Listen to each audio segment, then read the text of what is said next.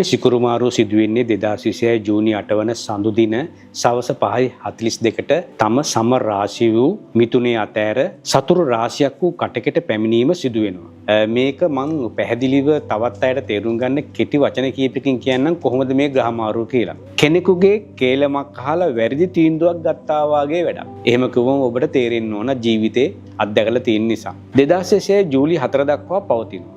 ගුරුගේ පුනාවාසය නැකතේ තමයි මේ සිකුරු මාරු වෙන්නේ. ඒතර ගුරුගේ ශක්තියත් ගන්න බව එතනදී කියවෙනවා. ඒ වගේම ජූනි 25 වෙනිදා ශනි සමග ත්‍රිකෝණ දෘෂ්ටියක් ඇති කර ගන්නවා.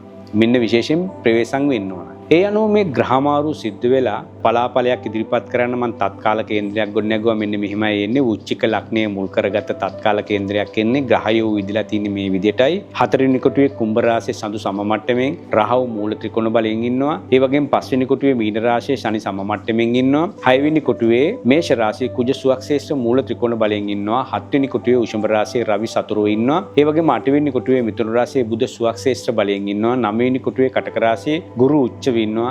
සිකුරු සතුරෝ ඉන්නවා.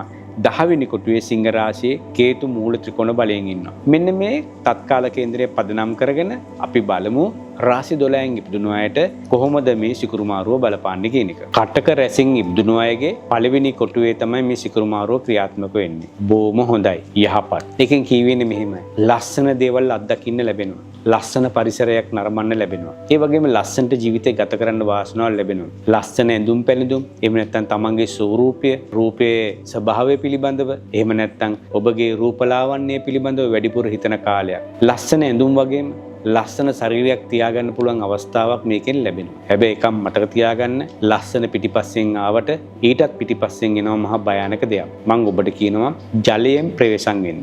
ගඟේ මූදේ නාන්න යන්න එපා. කොහේ හරි ගමනක් බිමනක් ගිහිල්ලා විනෝද වෙන්න ජලාශයක් දැක්ක හැටිය ඔබ නෙමේ ඉස්සලම් බහින්න ඕන. ඔබ තමයි අන්තිමට බහින්න ඕන. ජලයෙන් කරදර ප්‍රශ්න ඇති වෙන්න පුළුවන් තත්ත්වයක් පෙන්වුම් කරනවා. ජලාශවල රැකියාව වෘත්තිය කරන ජලය ආශ්‍රිත දේවල් වල කටයුතු කරන කටක රැසින් ඉපදුණු අය මතක තියාගන්න පළමුව ආරක්ෂාව කියලා හිතලා වැඩ කරන්න ඕන. ඒ නැත්නම් බොහෝ වෙලාවට ජලයේ ගිලීම් පිළිබඳ ප්‍රශ්න, තමන්ගේ දේපල වලට ජලයේ කරදර ප්‍රශ්න ඇතිවීම, එහෙම නැත්නම් වටිනා කියන දේවල් ජලයේ ගහගෙන යාම වගේ දේවල් සිදු වෙන්න පුළුවන්. කටක රැසින් ඉපදුණු අයට වාසනාව වගේම අවාසනාවත් පිටිපස්සෙන් ඉන්න නිසා ජලයෙන් ප්‍රවේශම් වෙන්න කියලා පණිවිඩෙත් මම මේ ගමම දෙනවා.